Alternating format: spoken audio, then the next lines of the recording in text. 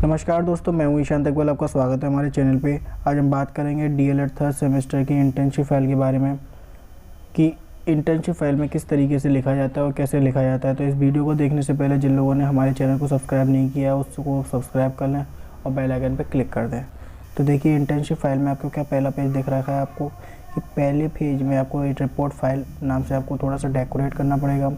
और उसके बाद सेकंड पेज पे आपको एक टेबल बनानी है जिसमें क्या करना है, आपको सबसे पहले लिखना होगा क्रम संख्या, फिर उसके बाद कक्षा, फिर विषय, फिर प्रकरण, फिर हस्ताक्षर। ठीक है, क्रम संख्या में आपको पता है सीक्वेंस लिखना है, लेकिन कक्षा में जो है, कक्षा में आपको लिखना होगा कि किस कक्षा के बच्चों को आपने पढ़ाया था। विषय का मतलब होता है कि आपने किस विषय के बारे में उनको ज्ञान दिया गया है, और प्रकरण का मतलब होता है कि किस विषय के किस टॉपिक से आपने उनको पढ़ाया है। ठीक है, आगे चलते हैं। देखिए, होपफुली आपको दिखाई दे रहा होगा साफ साफ। हम धीरे धीरे स्क्रॉल कर रहे हैं। तो देखिए सेकंड, उसके बाद आपका क्या आता है यहाँ पे कि आपको ये लिखना होगा कि पाठ्य योजना होती क्या है। ठीक है, पाठ्य योजना क्या होती है वो हमने यहाँ पे लिख रखा है, आप देख सकते हैं। ठीक है, आगे आपको चलना है। तो देखिए, इसमें लिख रहा है आपको कि पाठ्य योजना की आवश्यकता क्या होती है, मतलब हमें पाठ्य योजना करनी क्यों होती है। तो पाठ्य योजना क्यों करनी होती है ये भी हमने आसानी से लिख रखा है कि पाठ्य योजना प्रक्रिया है जो रीढ़ की हड्डी होती है। मतलब आपको पढ़ाने से पहले, आपको बच्चों को पढ़ाना है तो आपको खुद पहले तैयारी करनी पड़ेगी कि किस तरीके से आपको बच्चों को पढ़ाना होगा। तो पाठ्य योजना की आवश्यकता आपको क्यों है। ठीक है, तो उसकी आवश्यकता हमने देखो लिख रखी है। उसके बाद क्या होता है, उसके बाद ये है आपका कि पाठ्य योजना के उद्देश्य क्या होते हैं, मतलब आप किस उद्देश्य से ये पाठ्य योजना बनाना चाहते हैं। तो आपको वो पाठ्य योजना के उद्देश्य लिखने हैं। और नेक्स्ट टॉपिक आपका क्या लिखना होता है, आपको नेक्स्ट टॉपिक है आपका कि पाठ्य योजना बनाते समय ध्यान देने योग्य कौन कौन सी बातें होती हैं। कि आपकी मानसिक और शारीरिक स्थिति अच्छी होनी चाहिए। आप जो भी बच्चों को पढ़ा रहे हैं वो अच्छे से पढ़ाना होगा आपको। ठीक है, तो किस तरीके का ध्यान आपको रखना होता है पाठ्य योजना बनाते समय, वो हमने यहाँ पे लिख दिया है। आगे देखते हैं।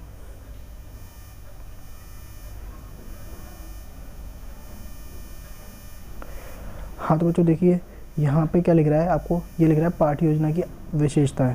मतलब पाठ्य योजना बनाते समय, पाठ्य योजना अगर हम बना रहे हैं तो उन पाठ्य योजना की क्या क्या विशेषताएं रहती है वो आपको इसमें देखो दिखाई दे रहा होगा। हम आगे चलते हैं। तो देखिए, यहाँ पे क्या लिख रहा है आपका पाठ्य योजना का प्रारूप, मतलब पाठ्य योजना का कैसा प्रारूप होना चाहिए। ठीक है, तो ये सब आपका बात चल रही थी अभी तक कि पाठ्य योजना होती क्या है, उसके उद्देश्य क्या रहते हैं, उसकी आवश्यकताएं रहती है और उसकी क्या क्या विशेषताएं रहती हैं। अब बात करते हैं हम कौन कौन से पाठ्य योजना आपको इस प्रैक्टिकल फाइल में, मतलब इंटर्नशिप की फ़ाइल में लिखने होंगे। तो आइए देखते हैं। पहली इंटर्नशिप फाइल, पहली पाठ्य योजना। पहली पाठ्य योजना में आपको क्या करना होगा, सबसे पहले यहाँ पे आपको विद्यालय का नाम डालना होगा, जो भी आपका विद्यालय का नाम होगा।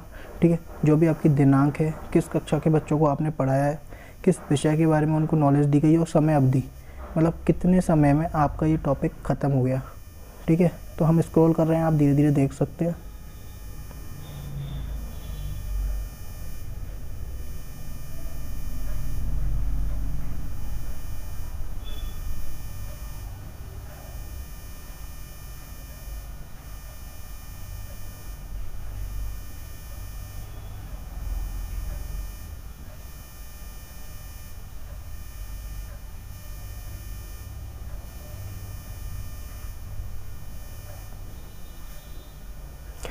यहाँ पे याद करने वाली बात क्या है कि पाठ्य योजना के सबसे अंत में गृह कार्य देना बहुत आवश्यक है, जिससे कि बच्चा घर पे जाके उस चीज़ को रिवाइज कर सके।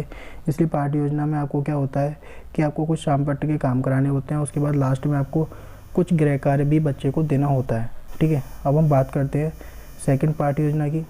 तो सेकेंड पाठ्य योजना का भी कॉन्सेप्ट बिल्कुल सेम है कि आपको वही विद्यालय का नाम लिखना है, दिनांक लिखनी है, कक्षा लिखनी है, विषय लिखना है और फिर कितनी समयावधि के लिए आपको पढ़ाया गया है। तो आइए देखते हैं इसमें क्या क्या लिख रहा है।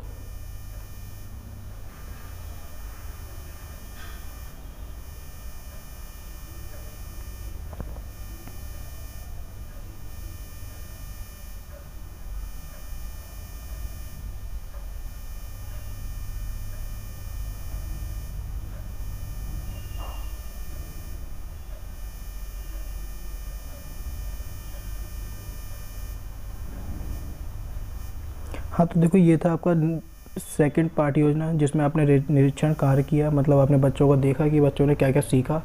उसके बाद फिर आपने उन बच्चों को गृह कार्य दे दिया जिससे कि वो बच्चा आगे जाके घर पे उसकी प्रैक्टिस कर सके।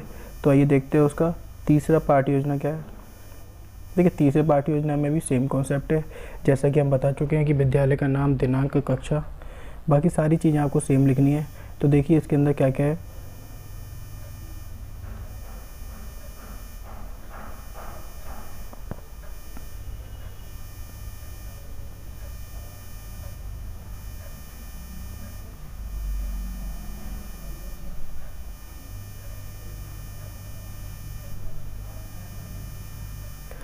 देखिए ये हो गया आपका पार्ट योजना 4।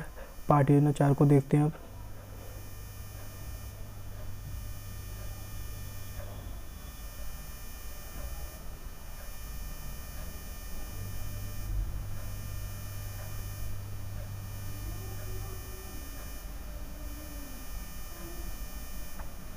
उम्मीद है आपको वीडियो दिखाई दे रही होगी, अच्छे से समझ में आ रहा होगा आपको। ठीक है, हम धीरे धीरे स्क्रॉल कर रहे हैं।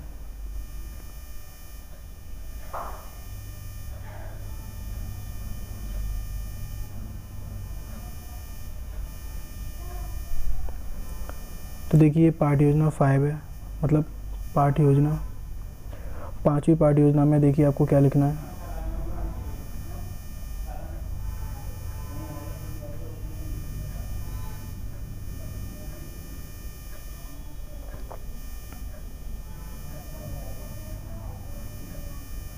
ठीक है, इसमें देखो रिक्त स्थान की फॉर्म में बन बच्चों को गृह कार्य दिया गया है।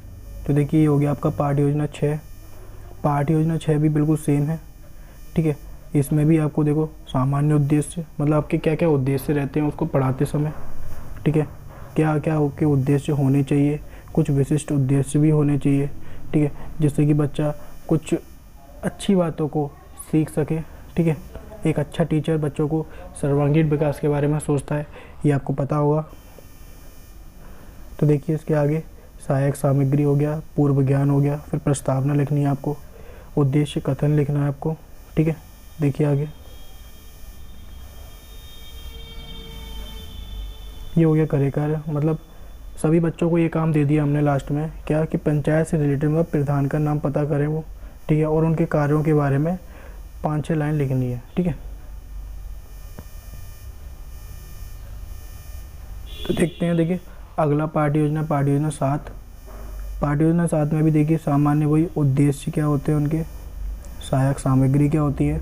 सबसे पहले हमको ये चेक करना होता है कि बच्चों को क्या क्या पूर्व ज्ञान है, मतलब बच्चों को उस टॉपिक के बारे में पहले से कितनी नॉलेज है, तो उसके हिसाब से फिर आपको आगे पढ़ाना होता है। ठीक है, तो देखिए प्रश्न उत्तर प्रस्तावना, मतलब आपने किस किस टाइप के प्रश्न उनको करने हैं। ठीक है,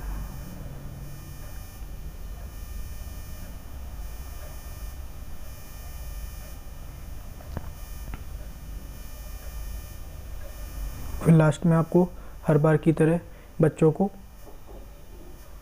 गृह कार्य दे देना है। ठीक है, तो देखिए अगला टॉपिक पाठ योजना 8। ठीक है, पाठ योजना 8 में क्या है, वही सेम कि विद्यालय का नाम, दिनांक, कक्षा, विषय, ये सारी चीज़ें आपको लिखनी है। आगे चलते हैं।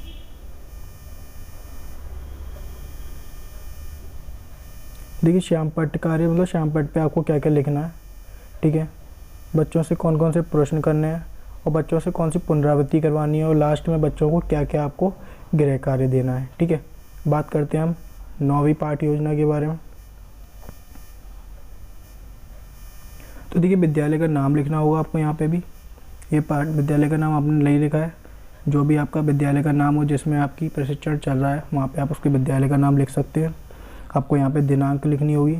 ठीक है, और कितना समय अवधि रहती है आपकी क्लास की। तो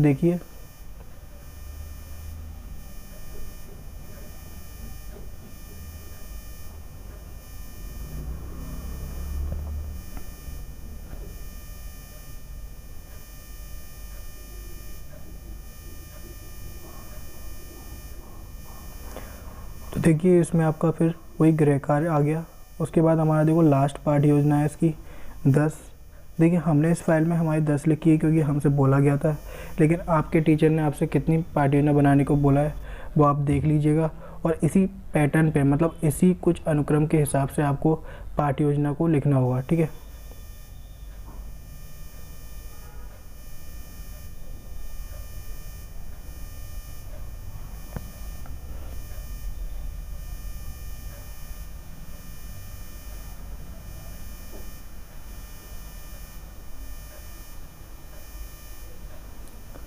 तो देखिए ये हो गया बच्चों के पुनरावृत्ति के क्वेश्चन, मतलब बच्चों से कौन कौन से क्वेश्चन आपको करना है, क्या निरीक्षण करना होगा आपको, और फिर लास्ट में आपको क्या उनको गृह कार्य देना होता है।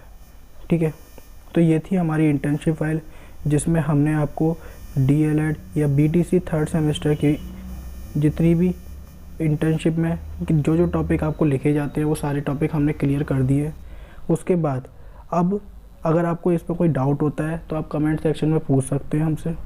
ठीक है, और रिलेटेड आपको कोई भी सामग्री अगर आपको चाहिए तो हमें आप कमेंट कर सकते हैं।